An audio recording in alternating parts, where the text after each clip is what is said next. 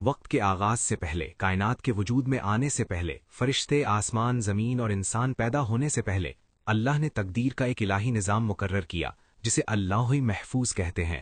محفوظ لوح۔ اللہ سورہ البروج میں فرماتا ہے، بلکہ یہ ایک بزرگ قرآن ہے جو ایک محفوظ لوح میں لکھا ہوا ہے۔ یہ ایک الہی ریکارڈ ہے جو خود اللہ نے بنایا۔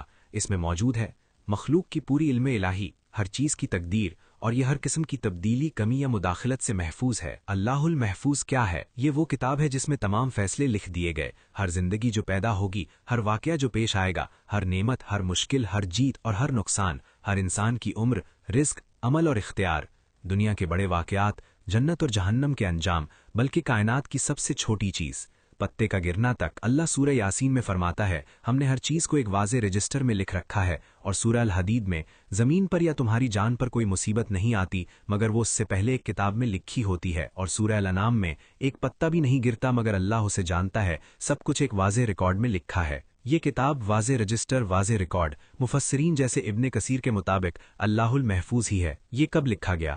رسول اللہ صلی اللہ علیہ وسلم نے فرمایا، اللہ نے آسمان اور زمین کو پیدا کرنے سے 50,000 سال پہلے ہی مخلوق کی تقدیریں لکھتی تھیں۔ اسے کس نے لکھا؟ ایک صحیح حدیث کے مطابق سب سے پہلی چیز جو اللہ نے پیدا کی وہ قلم، القلم تھی۔ اللہ نے فرمایا، لکھو۔ قلم نے کہا، کیا لکھوں؟ اللہ نے فرمایا، قیامت تک جو کچھ ہونے والا ہے سب لکھ دو، اور یہ سب اللہ المحفوظ میں لکھ دیا گیا۔ کیا اس سے انسان کی آزادی اختیار ختم ہو جاتی ہے؟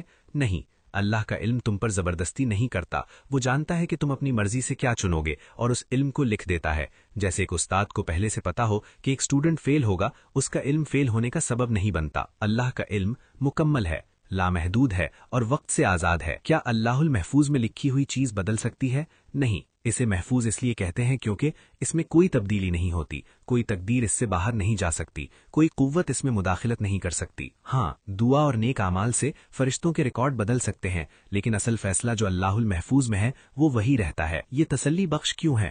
اس لیے کہ یہ مومن کو دیتا ہے پختہ توکل، مشکل میں صبر، کامیابی میں انکساری، یقین کہ زندگی بے ترتیب نہیں۔ رسول اللہ صلی اللہ علیہ وسلم نے فرمایا، جو اللہ نے مقرر کر دیا وہ ضرور ہوگا، اور جو مقرر نہیں کیا وہ کبھی نہیں ہوگا۔ تمہارا درد بے وجہ نہیں، تمہاری دیر اتفاق نہیں، تمہاری نعمتیں قسمت کا کھیل نہیں، سب کچھ اللہ کی حکمت کا حصہ ہے۔ رسول اللہ صلی اللہ علیہ وسلم نے فرمایا، جو چیز تم سے چھوٹ گئی وہ تمہارے لیے لکھی ہی نہیں تھی، اور جو تم تک پہنچ گئی وہ تم سے بچ نہیں سکتی تھی۔ اللہ المحفوظ ہمیں یہ سکھاتا ہے کہ تمہاری کہانی سب سے زیادہ رحم کرنے والے کے ہاتھ میں ہے، اور جو کچھ اللہ لکھتا ہے وہ حکمت، انصاف اور لامحدود رحمت کے ساتھ لکھتا ہے۔ جب انسان اس حقیقت کو سمجھ لیتا ہے، بے چینی کم ہوتی ہے، ایمان بڑھتا ہے اور دل کو سکون ملتا ہے۔